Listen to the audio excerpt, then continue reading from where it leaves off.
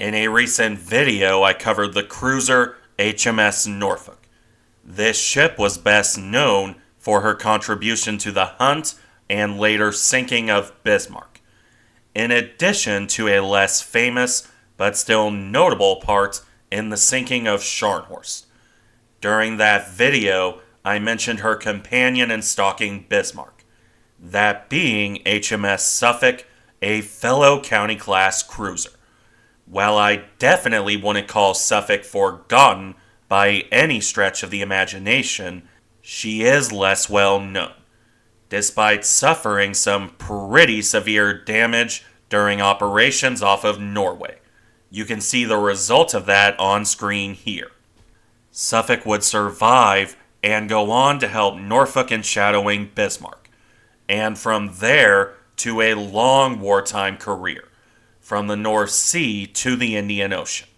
While not famous, it was certainly good, reliable service.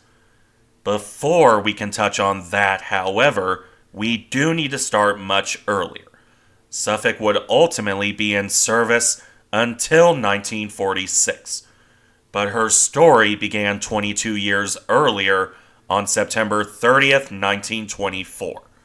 The new cruiser was laid down on that day by the Portsmouth dockyard, with her launch following on February 16th of 1936. In this, she was the third of the county-class heavy cruisers, coming after Berwick and Cumberland, though just before Kent, the ship that gave her name to the first subclass. As I've covered several county-class cruisers by this point, including Cumberland, I won't linger long here. Let's get into things, starting with the displacement. HMS Suffolk displaced around 9,750 tons at her standard loading, with this going up to 13,450 tons when fully loaded, just under the Washington Treaty limit of 10,000 tons standard for a heavy cruiser. On that displacement, the ship carried a main battery of 8 203mm 8-inch guns. These were carried in 4 twin turrets in 2 super-firing pairs, one on the bow and one on the stern, a classic gun layout between cruisers and battleships. As for the secondary battery, this was lighter, initially consisting of just 4 102mm 4-inch single mountings carried 2 to a side amidships. This would later be increased to 8 such weapons in 4 twin mountings. Meanwhile, the anti-aircraft defense started as 2 40mm pom-poms. This would be drastically reinforced over the course of her service, primarily by 20mm cannon and more 40mm pom-poms, from quad to octuple mounts, alongside quad 50 caliber machine guns, with her weaponry rounded off by 2 quadruple torpedo mounts, one on either broadside, for a total of 8 torpedoes. With that covered, let's move on to the armor. This was initially just armored boxes around the magazine, in common with the other kits. Later on, the ship would receive a 4.5-inch, 114mm thick armor belt covering the machinery space. Deck armor was quite thin, however, at only a bit over 1 inch in thickness.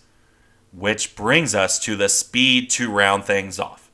This came out to 31.5 knots on 80,000 shaft horsepower through 4 shafts. All of this resulting in a capable warship when she finally entered service. As noted earlier, Suffolk was laid down in 1924 and launched in 1926. Her commissioning would follow another 2 years later on May 31st, 1928. All told, a quiet time in British naval history, which is reflected in the initial service. Something that followed the general pattern of British cruisers in this particular period of history. initial service at home as the ship was worked up, and then dispatched to a foreign station where she would spend the majority of the 1930s, aside from the odd refit. For Suffolk, this would be the China station. Relatively little of note would happen in her time there, aside from becoming the local flagship when Kent went in for a refit in 1934.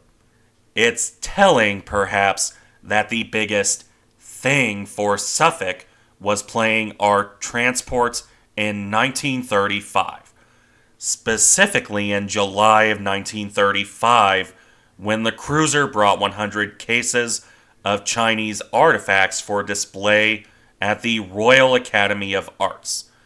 Evidently, the ship brought 1,022 pieces of Chinese history for this exhibition. Soon after this, the cruiser would receive a major refit in 1936, with the most visually distinctive part coming in the fitting of a new hangar. This was put in place just ahead of the aft mast, with a catapult fitted ahead of the hangar. It's very easy, as a result, to tell if a picture of Suffolk dates to before 1936 because of this change. While not quite as visually distinctive, the ship also had her quarterdeck cut down by a deck in an attempt to save weight. Depth charges were fitted to her new, now lower stern. It was also at this point that she received her first twin 4-inch gun mounts. Details on her service in this guise are, unfortunately, fairly sparse. She is noted as serving on the China station until the outbreak of World War II. However, there's not much beyond this. World Naval Ships has a post citing a diary of a serviceman in 1937, which has Suffolk sailing about from Britain to Hong Kong and everywhere in between, including a slight collision with a merchant ship in September 1937 that did minimal damage to the ship. Beyond this, not much. It's fairly safe to say she was at least witness to the Sino-Japanese War, but the ship was never attacked or anything like that. So, with this in mind, it's time to move on to 1939 and Suffolk's return home. This would see the ship under refit in September of 1939 when Germany invaded Poland. Among other things, the ship was fit with a new air search radar. That was an important bit of equipment, especially when it comes to her service off Norway later in 1940. For the moment, though, Suffolk remained in refit through the start of the Second World War. She only left dock on September 23, 1939, with the cruiser properly returning to service in October for duty in the Mediterranean Fleet. Suffolk would remain in the area until early November, although not much of note would happen. Italy was still neutral, even if very obviously leaning towards Germany. As a result, Suffolk would be recalled home. The cruiser would primarily operate on patrol duty for the rest of 1939, ranging from Iceland to the North Sea in an attempt to intercept German shipping, be it cargo shipping or surface raiders. In both cases, Suffolk wouldn't find anything, though this is hardly unique to her. This pattern would continue through early 1940, though the ship left patrol work in early February, specifically when she collided with a merchant ship. NavalHistory.net cites this as the SS Mizram on February 2nd. U-Boat.net, meanwhile, cites it as the SS Mazraya on February 10th, with 8 of the crew lost and a further 8 wounded. Regardless of which source you cite, both agree that Suffolk went in for repair work that lasted through March 1940, with this damage being pretty severe in the area of B turret.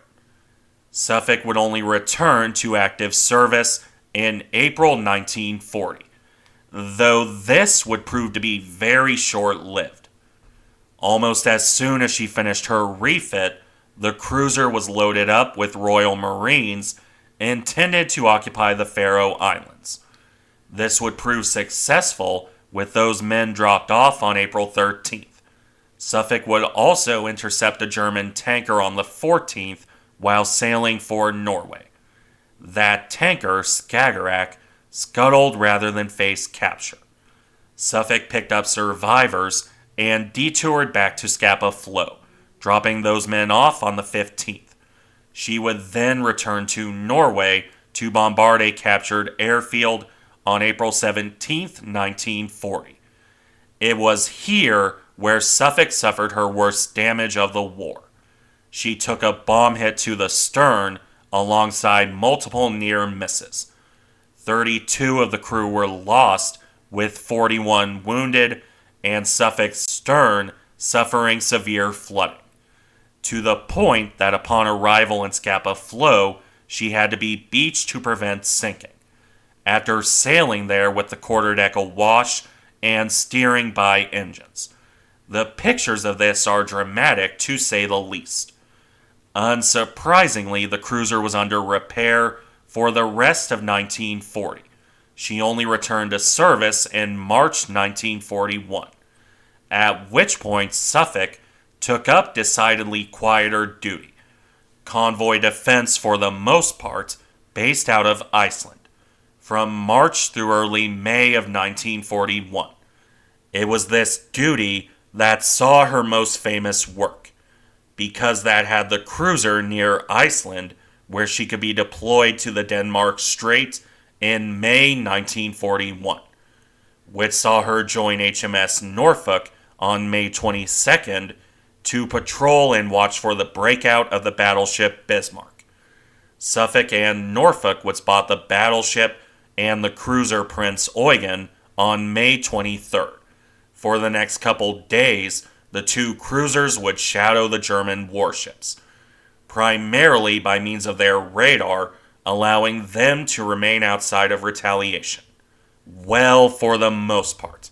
Norfolk was unfortunate enough to be fired upon when she left the cover provided by rainstorms.